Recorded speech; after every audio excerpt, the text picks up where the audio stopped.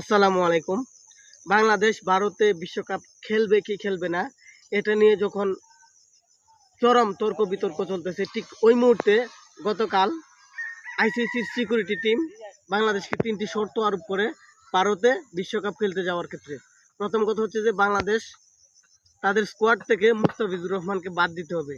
দ্বিতীয় কথা হচ্ছে যে বাংলাদেশি কোনো দর্শক স্টেডিয়ামে কিংবা গ্যালারিতে বাংলাদেশের জার্সি পরে থাকতে পারবে না।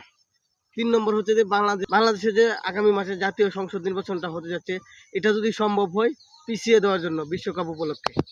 এই 3টি শর্তের কথা শুনে ছোটবেলা যখন হাই স্কুলে পড়তাম তখন বেশ কিছু বাগধারা কিংবা প্রবাদ বাক্য পড়েছিলাম, যে মামুর বাড়ির আবদার মগের মূল্য।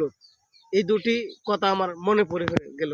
মানে আমরা নিরাপত্তাহীনতায় ভুগতেছি, বাংলাদেশ নিরাপত্তাহীনতায় ভুগতেছে। ভারত একটি উগ্র সন্ত্রাসী রাষ্ট্র, সেইখানে উল্টা আমরা তাদেরকে শর্ত দিব, তা না করে আইসিসি উল্টো বাংলাদেশকে শর্ত দিব।